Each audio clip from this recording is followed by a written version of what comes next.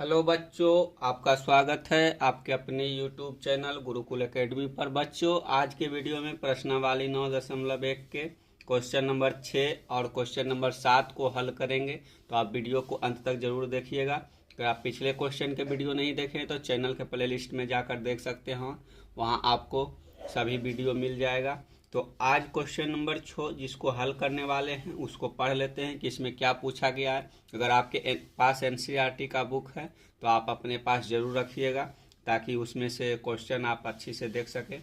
अगर आप उसका उदाहरण बनाना चाहते हैं तो आप कॉपी में बना सकते हैं, जिससे आपको थोड़ा सा समझ में आएगा कि इस प्रकार के क्वेश्चन को हम कैसे बनाएं।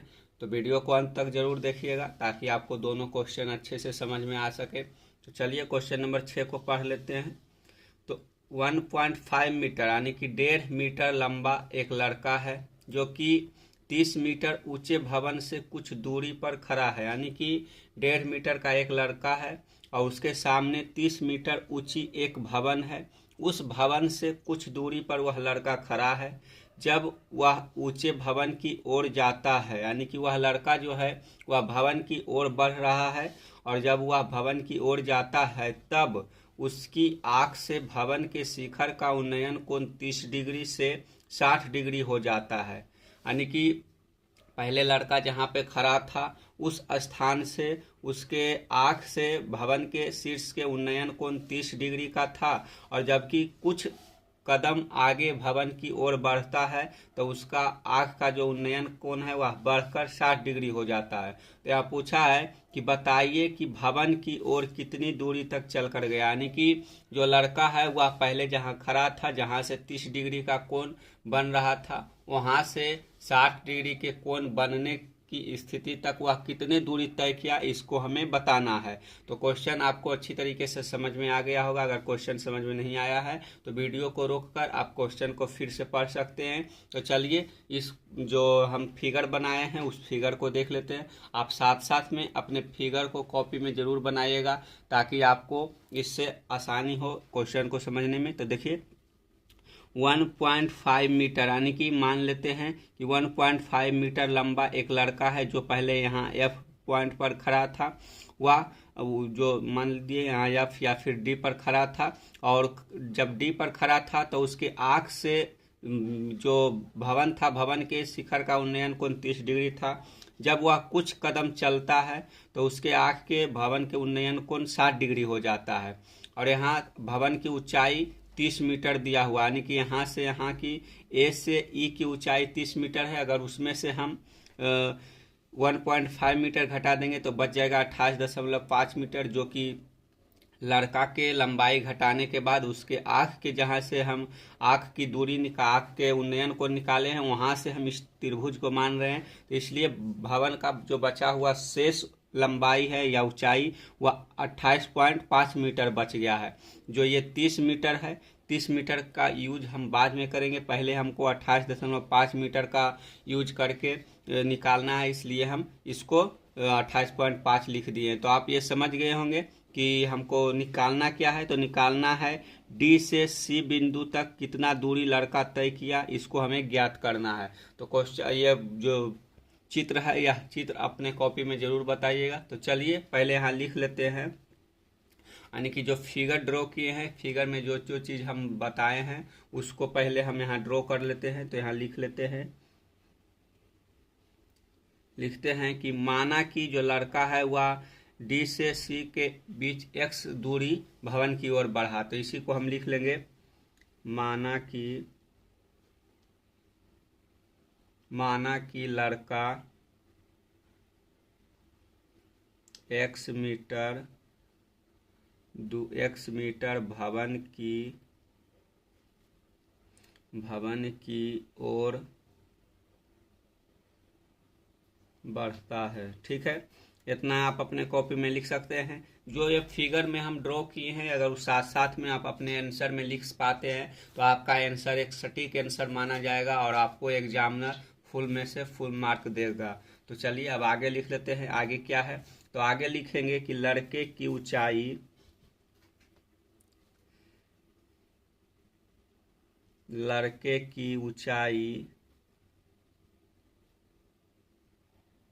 लड़के की ऊंचाई छोड़कर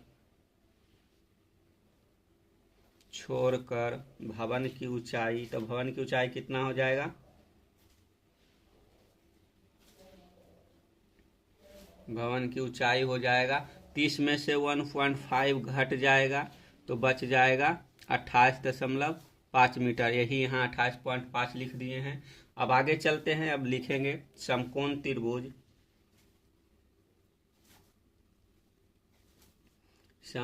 त्रिभुज ए बी सी में, जो ये समकोण त्रिभुज ए बी सी है इसको पहले ज्ञात करेंगे, उसके बाद इसको ज्ञात करेंगे, जिससे हमारा जो क्वेश्चन है वह पूरी तरीके से सॉल्व हो जाएगा। तो पहले समकोण त्रिभुज ए बी सी में हम इसका मान निकाल लेंगे, क्योंकि हमारा जो इसका लंब है वह 28.5 दिया हुआ है। उसके बाद उस आधार पर हम इसका जो बेस है यानी कि बी सी इसको ज्ञात कर लेंगे, जिससे हमको आगे इसको त्रिभुज ए बी डी में ये जो x है इसको निकालने में सहूलियत मिल सके। तो चलिए यहाँ हम tan थीटा की जगह पर 60 डिग्री का प्रयोग करेंगे, क्योंकि हमको बेस निकालना है। तो बेस निकालने के लिए tan थीटा का प्रयोग कर सकते हैं, क्योंकि tan थीटा में लंब बटे आधार फॉर्मूला होता है। तो यहाँ लिख लेंगे tan थीटा बराबर लंब बटे आधार, ठीक है।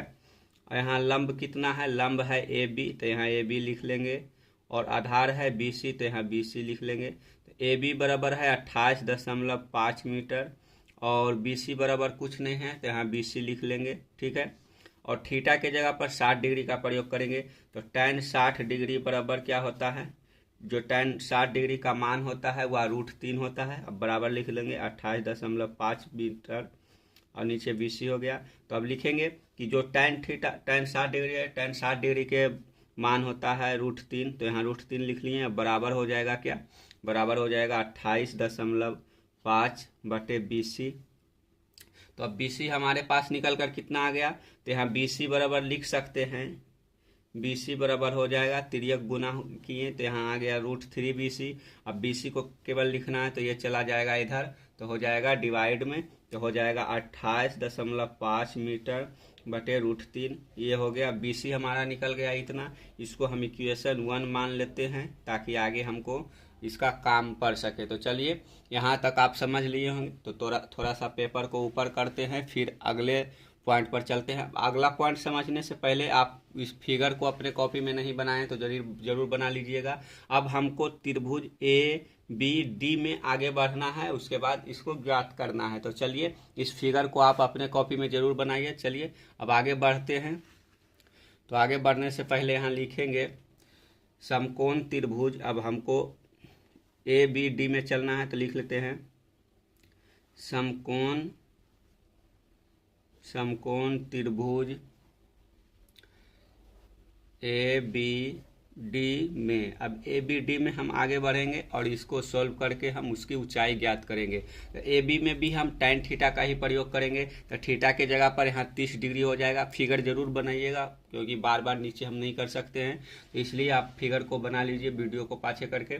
तो हम अब यहाँ tan थीटा का प्रयोग करेंगे, तो tan थीटा बराबर हो जाएगा, tan थीटा बराबर हो गया यहाँ ए बी हो गया लंब और बी सी हो गया, बी डी हो गया इसका आधार। तो बी डी के जगह पर आपको देखने को मिलेगा B C plus C D, तो वही हम यहाँ लिख लेते हैं। यहाँ हो जाएगा tan 30 डिग्री बराबर, क्योंकि थीटा का मान 30 डिग्री है इसलिए 30 डिग्री लिख लिए।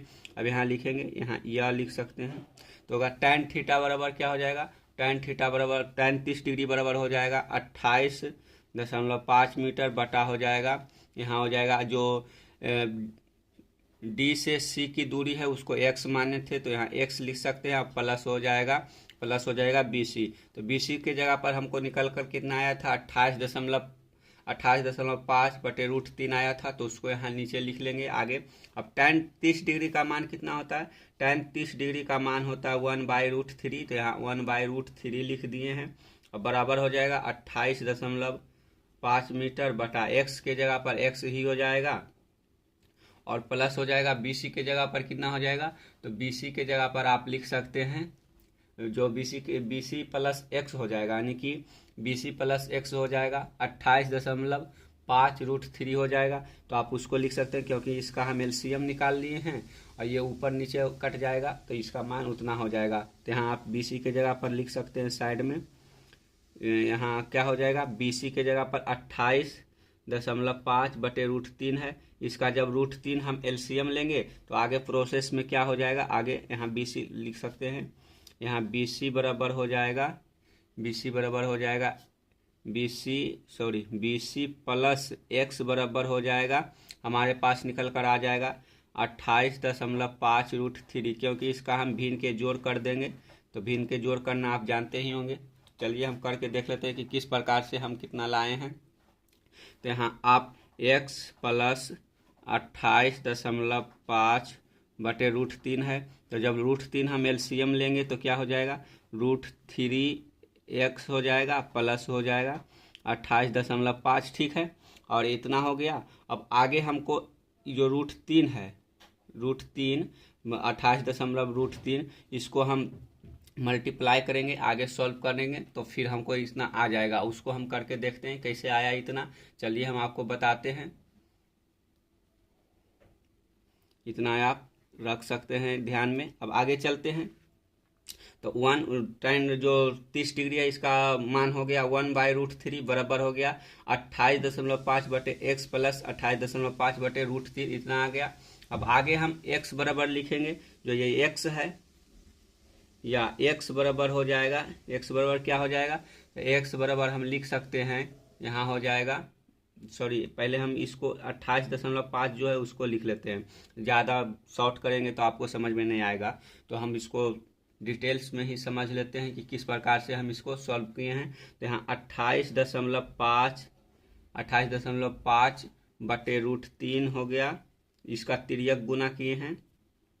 तिर्यक गुना करने पर जो ये है 28.√3, ये इस साइड आ गया तिर्यक गुना करने पर, और यहाँ हो गया प्लस x में हो गया, यानी कि इसको इससे गुना किए, ऐसे अब इसको गुना करेंगे तो बराबर हो जाएगा। अब हो जाएगा 28.5√3। यहाँ तिर्यक गुना किए हैं तो आप तिर्यक गुना जानते होंगे कि तिरछा तिरछी गुना कर दे, तो तिरछा तिरछी गुना किए तो 28.3 आ गया, और तिरछा तिरछी गुना किए तो x के जगह x इधर कर दिए, 28.5/√3 इस प्रकार से लिख दिए। तो आप इसको समझ गए होंगे। तो आप इसको समीकरण 1 से लिख सकते हैं, यानी कि जब हम समीकरण 1 लिखे थे तो उसमें BC के जगह पर इतना आया था, तो यहाँ लिख लेंगे समीकरण 1 से। इस प्रकार अगर आप लिखते चलेंगे तो जो एग्जामिनर होगा वो समझ पाएगा कि यह जो लड़का है वह काफ़ी समझदार है और अच्छी तरीके से हल कर रहा है। तो अब हमको x का मान ज्ञात करना है, तो x के मान ज्ञात करने के लिए हम आगे लिख सकते हैं, यह हो जाएगा x बराबर हो जाएगा क्या, x बराबर हो जाएगा 28.5/√3, माइनस हो जाएगा, ये माइनस में चला जाएगा तो इधर हो जाएगा 28.5/√3 हो जाएगा, ठीक है। अब बराबर हो जाएगा क्या, बराबर हो जाएगा x बराबर कितना हो गया, तो अब √3 हम एलसीएम ले लिए तो √3 एलसीएम में आ गया।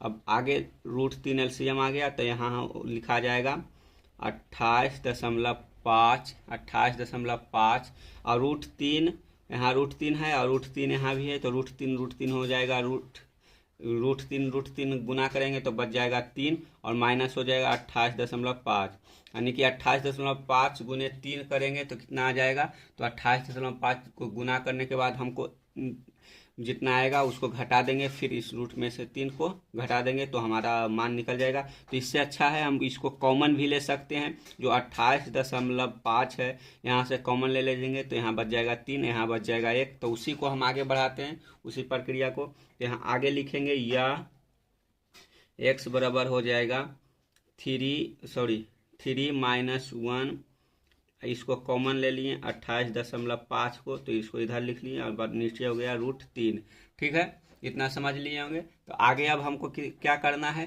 तो यहाँ अब घटा के आएगा 2, तो हो जाएगा 28.5 गुने 2/√3। जब इसको गुना करेंगे तो गुना करने के बाद आ जाएगा 57/√3 आया, ठीक है। इतना आया, हमारा जो x का मान है वो आ गया। अब इसको नीचे से √3 हटाने के लिए हम क्या करेंगे, तो ऊपर नीचे √3 से गुना कर देंगे, ठीक है। तो नीचे जो है, नीचे √3 गुने √3 3 हो जाएगा, और ऊपर हो जाएगा 57√3। तो जब 57 को काटेंगे तो 19 बार में कट जाएगा, तो यहाँ लिख लेंगे या 57√3 दिख रहा होगा आपको, 57√3/3 हो जाएगा, यहाँ कट किया जाएगा 19√3, इतना मीटर आ गया मीनार की ऊंचाई। तो यहाँ लिख लेंगे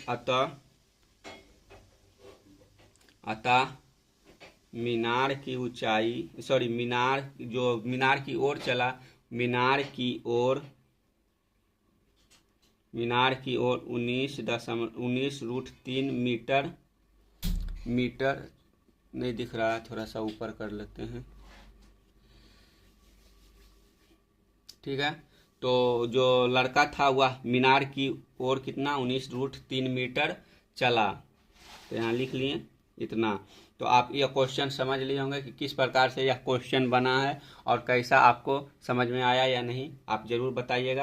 अगर आप पहला क्वेश्चन को बना लिए हैं और समझ लिए हैं तो वीडियो को लाइक ज़रूर कीजिएगा। अगर आप दोस्तों के साथ या वीडियो शेयर कीजिएगा तो उनको भी फायदा होगा। तो चलिए, जो क्वेश्चन नंबर 6 है, अगर आप समझ नहीं पाए हैं तो आप वीडियो को थोड़ा सा पीछे करके समझ सकते हैं। अगर फिर से हम ज़्यादा इसको समझाने की कोशिश करेंगे तो वीडियो काफ़ी लंबा हो जाएगा। इससे अच्छा है कि आप वीडियो को थोड़ा सा पीछे करके समझ लीजिए। चलिए अब क्वेश्चन नंबर 7 को देख लेते हैं। चलिए बच्चों, क्वेश्चन नंबर 7 को हल कर लेते हैं। तो क्वेश्चन नंबर 7 में पूछा गया है कि भूमि के एक बिंदु से एक 20 मीटर ऊंचे भवन के शिखर पर लगी एक संचार मीनार के तल और शिखर के उन्नयन कोण क्रमशः 45 डिग्री और 60 डिग्री है। मीनार की ऊंचाई ज्ञात कीजिए। यानी कि हमारे पास एक मीनार है, सॉरी मतलब कि एक भवन है, उस भवन के ऊपर एक मीनार लगा हुआ है, यानी कि टावर लगा हुआ है। उस टावर के जो पाद बिंदु है उसका उन्नयन कोण 45 डिग्री है और उसके शिखर का उन्नयन कोण 60 डिग्री है। यानी कि ये जो C से D है ये भवन है, और इसी भवन पर A से D जो है वह टावर गड़ा हुआ है, और टावर के पाद बिंदु का जो कोण है वह 45 डिग्री है और शिखर का जो कोण है वह 60 डिग्री का है। तो हमको क्या ज्ञात करना है, तो इसमें हमको मीनार की जो A और D ऊंचाई है इसको ज्ञात करना है। और हमारा जो मीनार है भवन है, भवन की ऊंचाई 20 मीटर दिया हुआ है। तो आप क्वेश्चन भी समझ लिए होंगे और फिगर भी समझ लिए होंगे। तो आप फिगर को अपने कॉपी में जरूर बनाइएगा। तो चलिए इस क्वेश्चन को सॉल्व करते हैं कि किस प्रकार से हम इसकी मीनार की ऊंचाई को ज्ञात कर सकते हैं। तो यहाँ लिखेंगे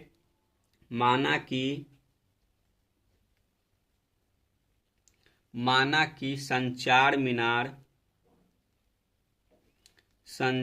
मीनार या फिर टावर आप लिख सकते हैं। संचार मीनार की ऊंचाई जो है AD है, तो AD बराबर आप लिख सकते हैं AD बराबर H, यानी कि H हम मान लिए टावर की ऊंचाई, ताकि हमको आगे जो AD है उसके जगह पर H लिखने में सहूलियत हो सके। तो आगे लिखेंगे भवन की ऊंचाई, हमको क्वेश्चन में ही दिया हुआ है भवन की ऊंचाई, तो लिख लेंगे भवन की ऊंचाई भवन की ऊंचाई DC हो जाएगा। तो यहाँ DC लिख लेंगे, अब बराबर लिख लेंगे 20 मीटर। ठीक है, आप जो क्वेश्चन में दिया हुआ है अगर आप अपने क्वेश्चन आंसर में उसको थोड़ा बहुत लिखते हैं तो आपके जो क्वेश्चन है वह देखने में काफ़ी अच्छा लगता है, और जो एग्जामिनर होता है वो भी समझ पाता है कि किस प्रकार से बच्चा समझकर बनाया है। आगे लिखेंगे कि माना भूमि पर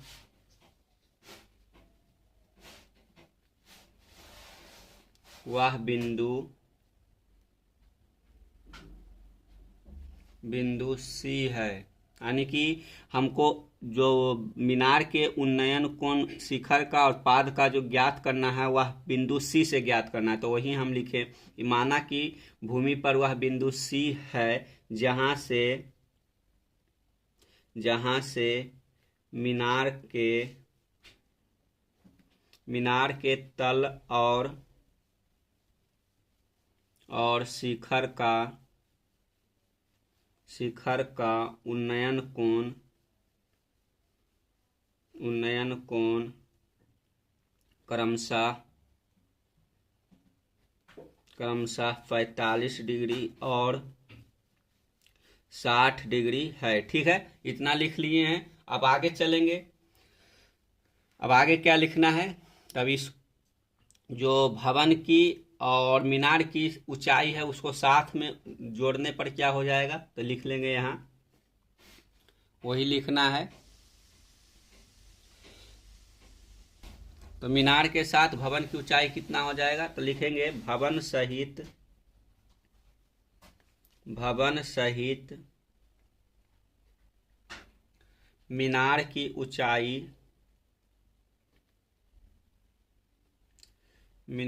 ऊंचाई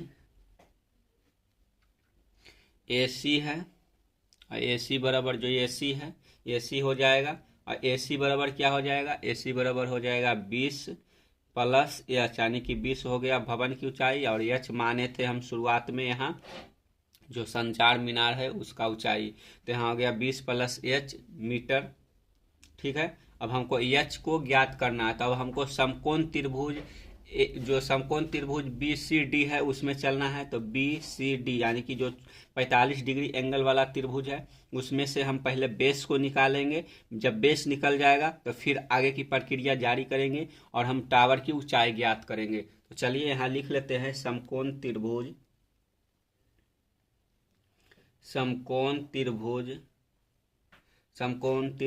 BCD में।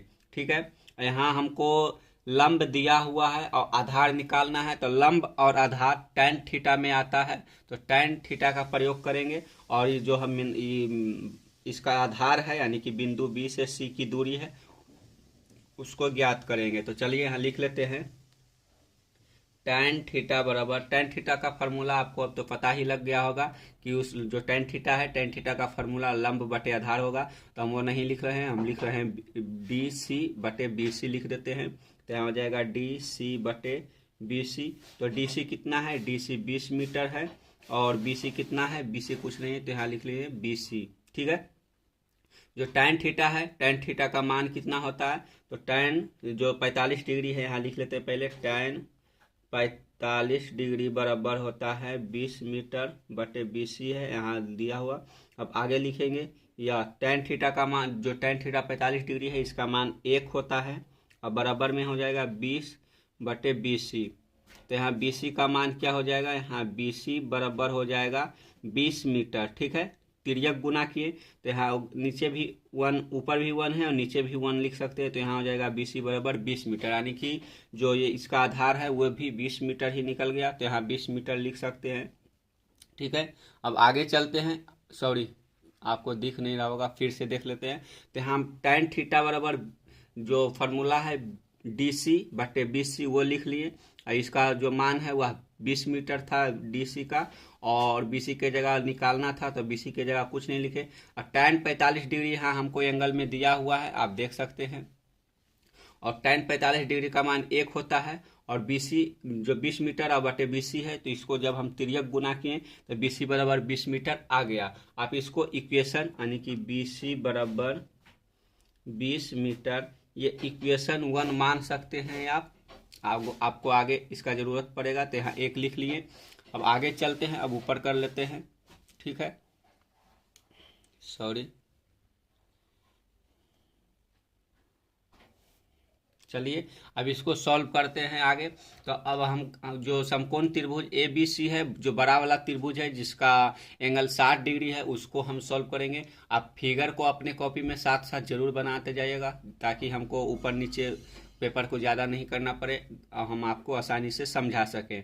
तो चलिए, अगर अब तक फिगर नहीं बनाए हैं तो फिगर वीडियो को पीछे करके रोक कर बना लीजिए। चलिए आगे बढ़ते हैं, यहाँ लिखेंगे समकोण त्रिभुज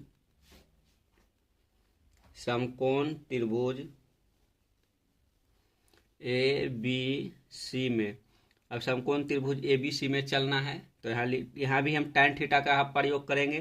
थीटा के जगह पर यहाँ 60 डिग्री हो जाएगा, तो यहाँ लिखेंगे tan थीटा बराबर क्या हो जाएगा, tan थीटा बराबर AC, जो AC लंब है वह हो जाएगा। ठीक है, तो AC हो गया लंब, और उसके बाद हो जाएगा tan थीटा के मान जो आधार है वह हो जाएगा BC, तो यहाँ BC लिख लिए। ठीक है, तो tan थीटा AC हो गया बटे BC हो गया। आप बराबर लिखेंगे तो बराबर क्या हो जाएगा, जो AC है AC के जगह पर हो जाएगा 20 मीटर प्लस H, इतना लिखा हुआ था, और BC के जगह पर 20 निकल कर आया तो यहाँ 20 लिखा जाएगा। ठीक है, BC बराबर अभी लिखे थे यहाँ 20 मीटर, तो यहाँ 20 मीटर लिख सकते हैं। tan 60 डिग्री का मान कितना हो जाएगा, tan 60 डिग्री बराबर हो जाएगा यहाँ 20 मीटर, 20 प्लस H बटे 20 लिखे थे, ये लिख लिए।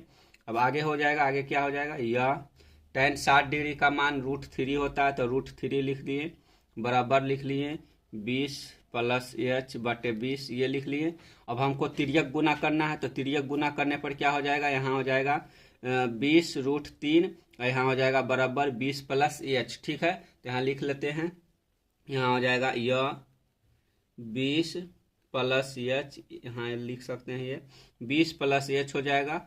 यहाँ नीचे 1 है तो 1 से गुना करेंगे तो 20 प्लस H हो जाएगा, और बराबर हो जाएगा 20 √3, इतना हो गया। ठीक है, अब हमको H ज्ञात करना था, तो यहाँ H लिखने के लिए हम निकालने के लिए क्या करेंगे, इसको 20 √3 में से 20 को घटा देंगे, तो यह H बराबर हो जाएगा 20 √3 माइनस 20, तो निकल कर आ गया, कितना आ गया।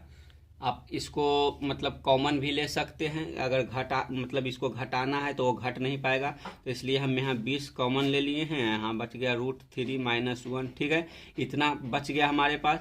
जो मीनार की ऊंचाई है, टावर की ऊंचाई, जो टावर की ऊंचाई है वो निकल गया 20 इंटू √3 माइनस 1 मीटर। ठीक है, यहाँ लिख सकते हैं, अतः संचार मीनार की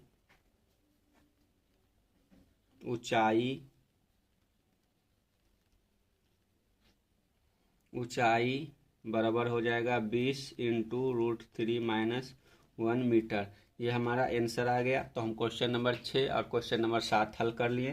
तो बच्चों, आपको अगर वीडियो समझ में आया हो, दोनों क्वेश्चन अच्छी तरीके से समझ में आया हो, तो आप वीडियो को लाइक कीजिए और अपने दोस्तों के साथ यह वीडियो जरूर शेयर कीजिए ताकि उनको भी फायदा हो सके। अगर चैनल पर नए हैं तो चैनल को सब्सक्राइब कर लीजिए ताकि आपको मैथ का वीडियो मिलता रहे। हम आपको जो NCERT क्लास 10th का मैथ है वो पूरा मैथ आपको एग्जाम से पहले सॉल्व करवा देंगे। तो आप वीडियो को जरूर देखते रहिए लगातार और अपने दोस्तों के साथ शेयर करते रहिए। तो चलिए मिलते हैं नए वीडियो के साथ, तब तक के लिए धन्यवाद।